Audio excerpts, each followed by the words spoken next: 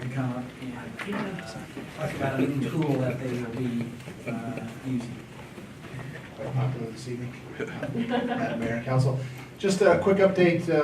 We are going to become the 107th agency in the state of Georgia to start carrying naloxone, which is an anti-opioid drug. It goes by the trade name Narcan. You may have heard of that. The wonderful thing of this drug is that when people are suffering from opioid-based overdoses, and that includes heroin and fentanyl and oxycodone, which are all becoming very popular drugs of abuse, it can immediately counter the effects of those drugs and literally save people's lives as they're dying of an overdose. We were able to obtain the kits through a grant, so there's no cost to the city. The training classes for the officers start on the 21st. Once an officer's been through the training class, they'll be issued a kit, and the kit is a nasal spray. And so it's very safe to use. We don't have to use auto injectors anymore or have any needles out. So literally, if an officer comes upon a person or is dispatched to a scene where someone is suspected of dying from or in the immediate throes of dying from an opioid overdose, they can use this nasal spray applicator and literally potentially save their lives. It's a very safe drug. If you give it to someone who's not suffering from an opioid overdose, it has no effect, which is pretty safe for us.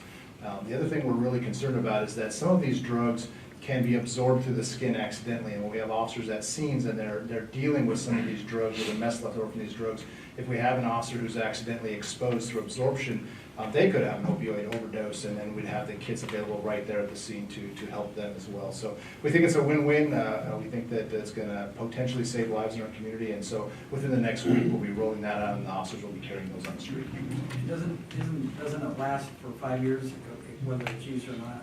Yes, sir. It has a very long shelf life. I think it was 5 years. I can't remember off the top of my head, but it was pretty long. I think people will be surprised. We have had overdoses of opioid here. We have indeed. I mean, just like fairly recently, it's my understanding.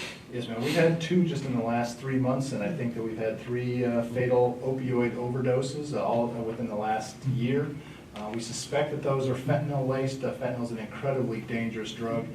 We found recently in a case as recently as June, the beginning of June, an individual in our community had imported a bunch of raw material, we think from the Far East, it's being still at the lab being tested, but it was clearly an opioid-based substance, and he died from using his own substances. The evidence at the scene was that he had a pill maker, and he was literally taking this raw material, crushing it into pill form, and then selling it, and had used some of his own wares and died right at the scene.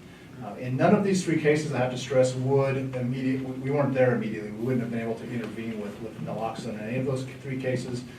But the potential obviously is there. This drug is in our community. It's as you know, a drug of abuse across the nation right now, and officers all across the United States for the first time ever. Really, this has usually been reserved for EMS units, but if an EMS unit takes 4 or 5 minutes after police arrival to get there, and it took the officers 2 or 3 minutes to get there, people literally could be too far gone to bring them back. So.